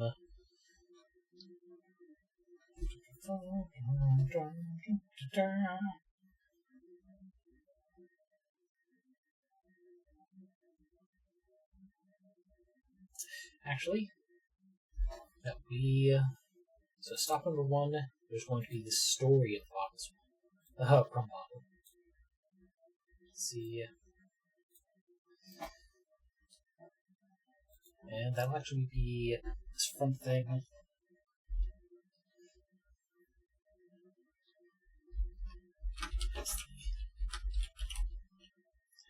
These in to celebrate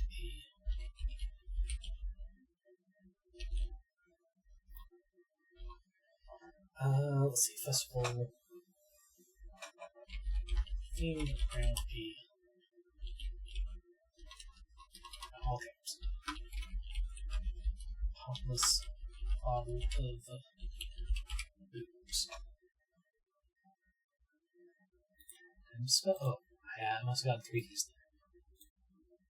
Alright, here we go. Here's how we're going in.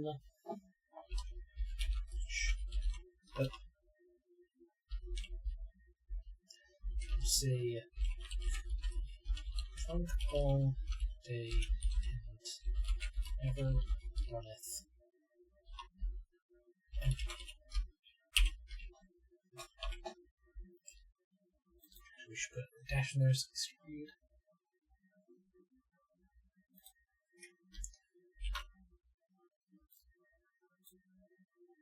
Underline, italics, LE. Hint. Players fit have some importance.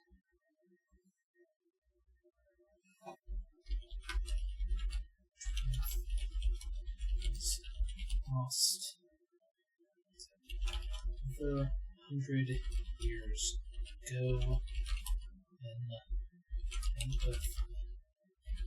then town died to a plague. So the event will secretly be about the last time Coopers went through, and so many died in this kind of like celebration.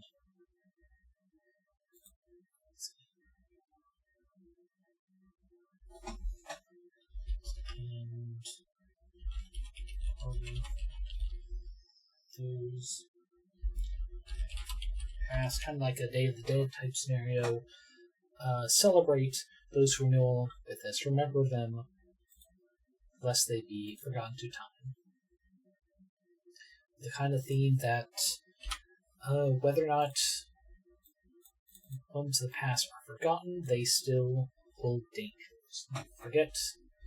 You forget the past, you just may be subject to the effects of it once more. I think that's a good theme that we're getting, actually. It also really fits with Morena coming in as an ex-war veteran, maybe getting some PTSD-esque flashbacks.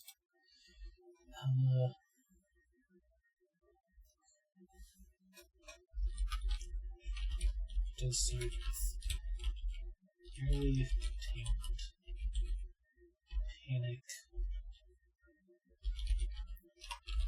to save everyone. It's kind of way to phrase this. As she had failed to before her military discharge.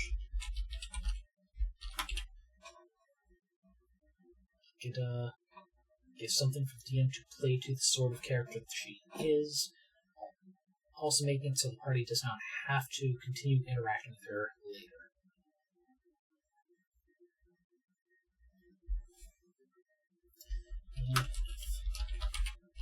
She jumped at the chance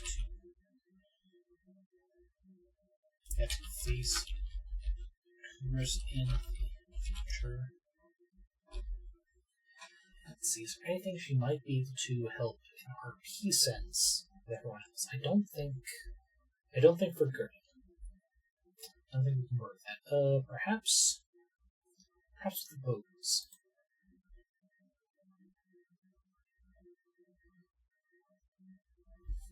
We'll just make a note for here. Assistance and Pixie action later. Something gives us points to work on. Okay, we've got Marina's there. We've got.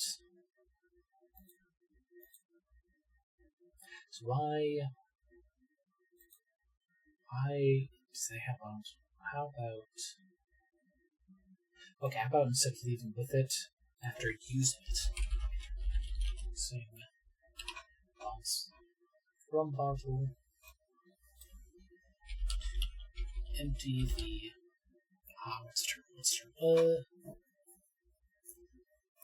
empty the vaults of their effects.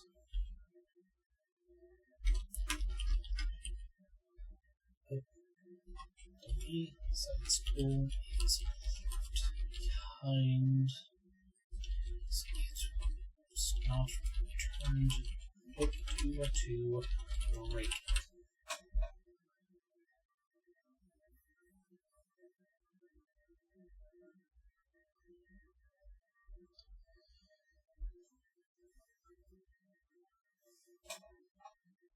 Say after the attack, Mayors or Lister, or if dead,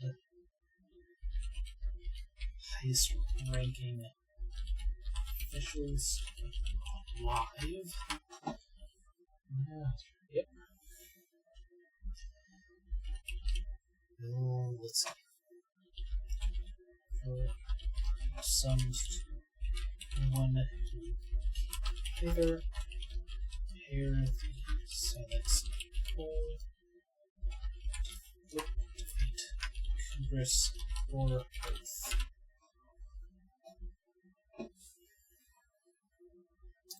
Actually, order-wise, we should put this at the end.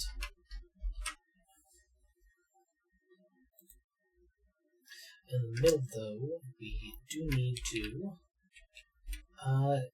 the other thing we have not really met with. There's high dimensional portals. We're going to do a save there, though, so we don't lose anything in case power goes out or something.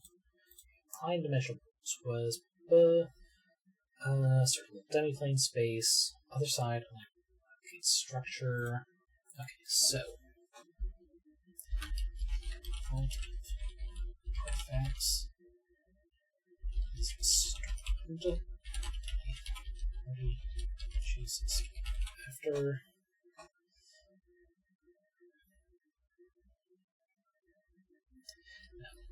no, not adjacent.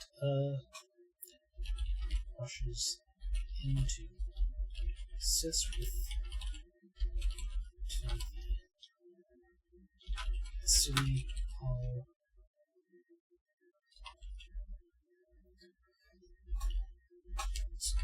Basements contain the entrance. That's good.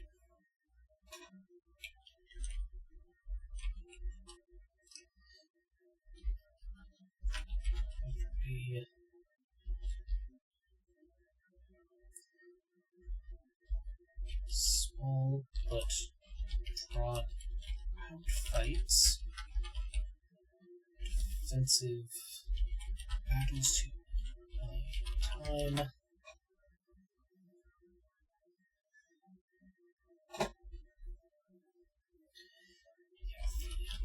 Pretty eventually choose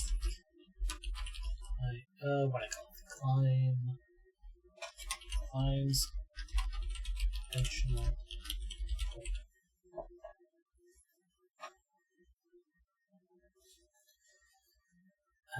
Let's see, I think the interesting thing to be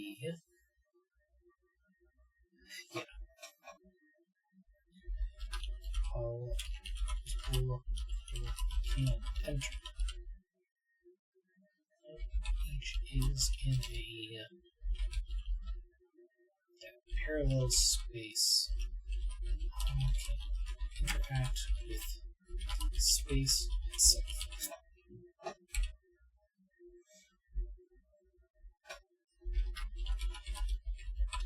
Tags, whether magical or they do not work. Yeah, flinging, what's decoration, furniture, etc. can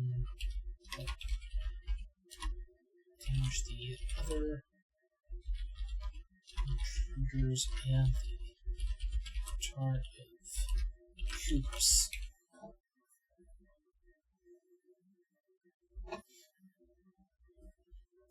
Here we put a binder on the enter, also leave behind a toolkit. Share, which shares damage and healing with the original.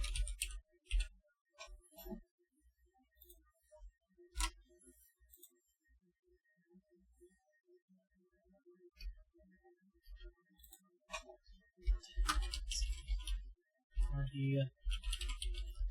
not this I will call it a feature. Sure. Follow, but easily vibe after the raid has concluded. Slightly, it's fine. These glitch factors they are completed. Okay.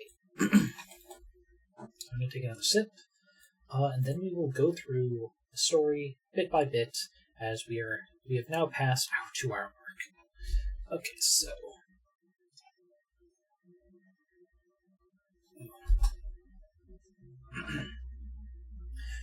Lemonade may not have been the best choice, but it is certainly a delicious one.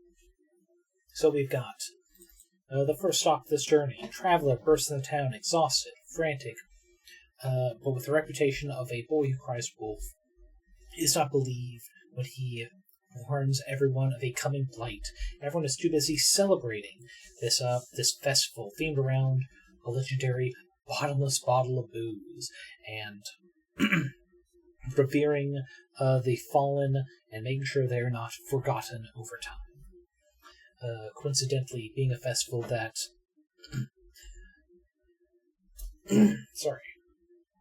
being a coincidence that is also in celebration of a long-lost artifact, an actual bottomless bottle which could contain up to a cubed kilometer of volume worth of goods.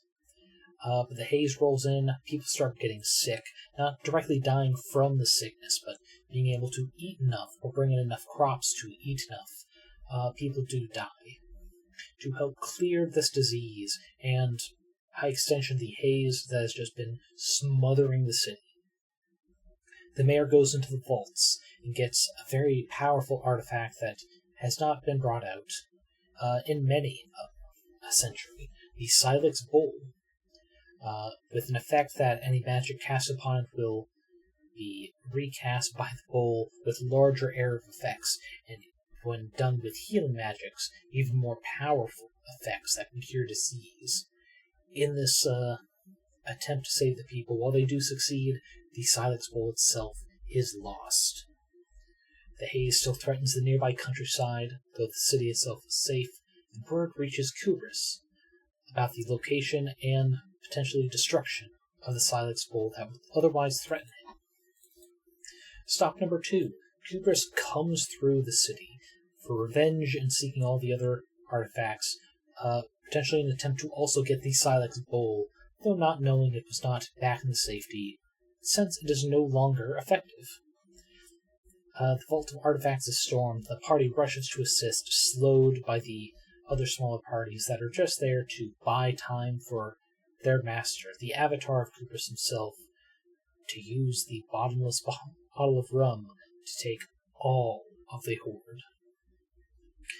The party has to face the threat of Klein's dimensional portal, potentially sending some people in to even more importantly slow, or at least find out what Kubris' goal is, unknowingly sharing damage with the duplicate that is left behind.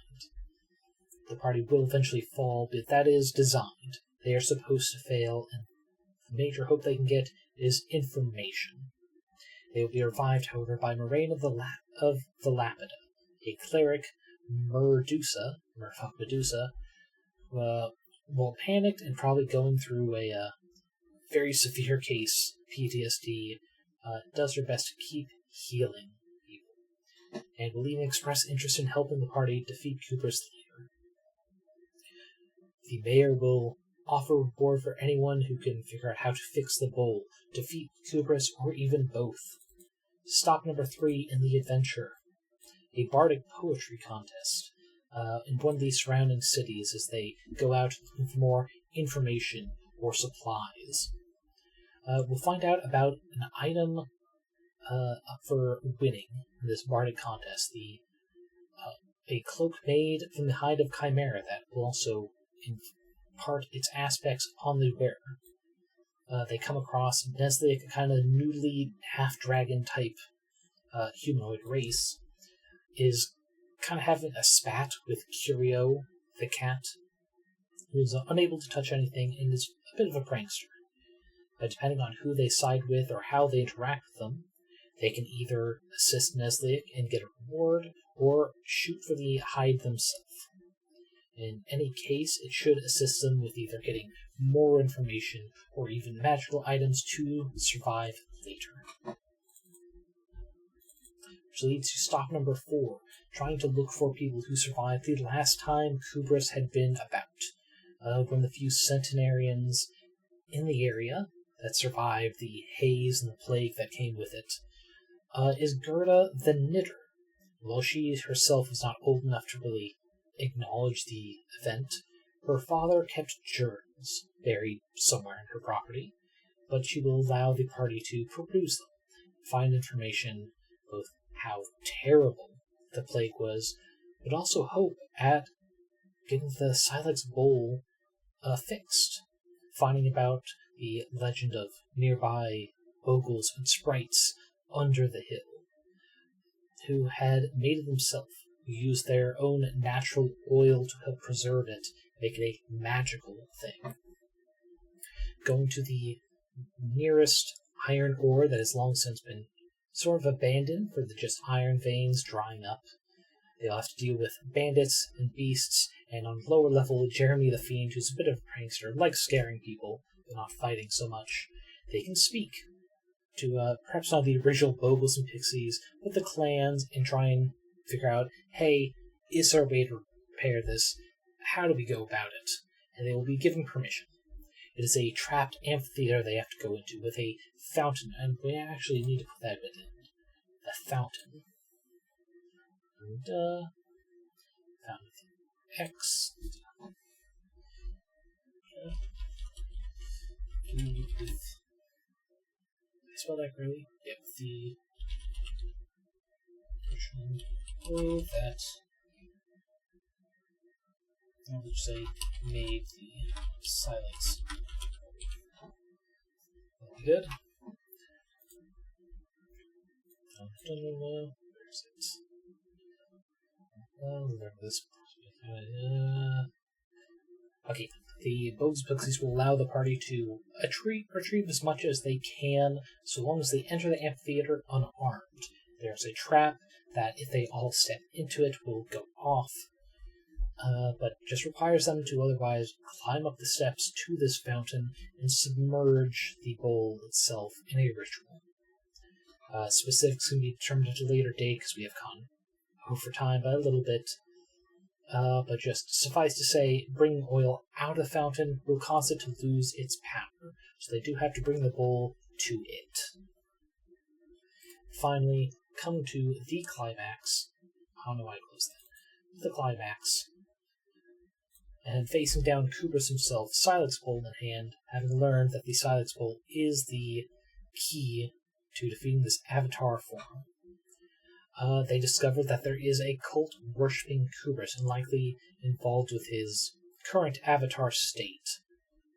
Of this, at this point, probably a week or so, now far moldier or composting form.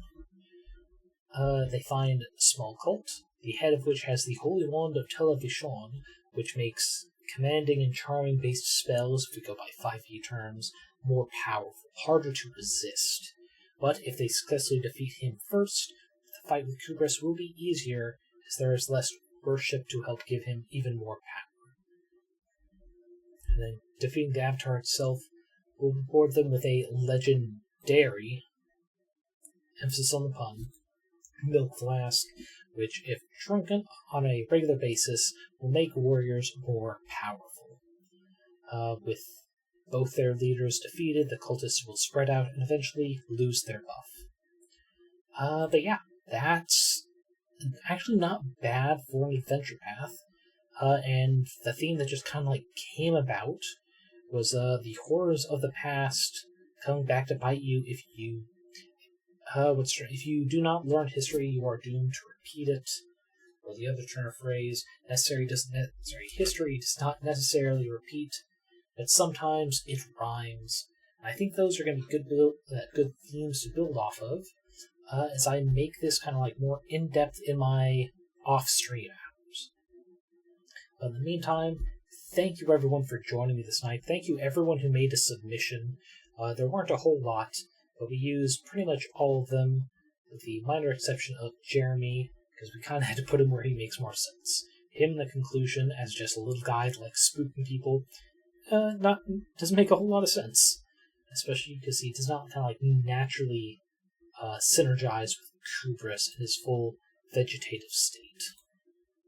But yeah, let's go ahead and go to the BRB screen as I find someone to raid into. Go ahead and mute this tab, switch to Twitch so I don't just keep yelling in my ears. Okay, who are we going to go into? Julie Jella's still going, but she's been going like she was playing at least 2 hours before I even started, so let's not.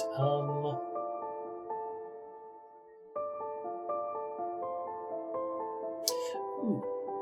Oh, yes, Little Appleseed.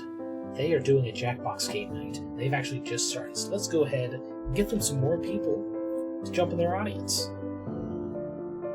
Actually, people wait a little bit, because they haven't quite started yet. I'm going to go ahead and get the /raid prepped. Help find copy-paste the right thing. That's not Little Appleseed's name. There it is. Cut that. We'll just wait here and just chatting while I chat with you guys. Waiting for their kind of like starting soon screen to wrap up. But in the meantime, those of you who were not there yesterday during the Jackbox, I do finally have my own raid message. You guys can copy paste. They've got global emotes because I don't have any of my own. Why do people fall? So we can make the choice to help them up. I think it feels like the right vibe for both the streams I want to do. People supporting each other, helping each other, being what is it? What is it, like the Bill and Ted style? I know someone, and being radical with each other. Not radical in the sense that TERFs are, radical in the sense of being just really cool people. For no other reason than why be an asshole when you can be chill. And I like it, especially because also the phrasing, why do people fall? I mean, there's the callback to Batman, but also just, the Fallen Angel theme. Very fun. Oh, and it looks like Apple just might be starting. Maybe? As long as... Okay, here we are. So let us go ahead and raid that direction. As always, my tome readers, my visitors, check in, whether FOD or live. Thank you very much for being here. Hope you are eating enough, drinking enough, getting enough to sleep. Take care of your body so it can take care of you. As always, I also hope you come back just as healthy, if not more so. But until next time, you guys take care, and I'll see you around.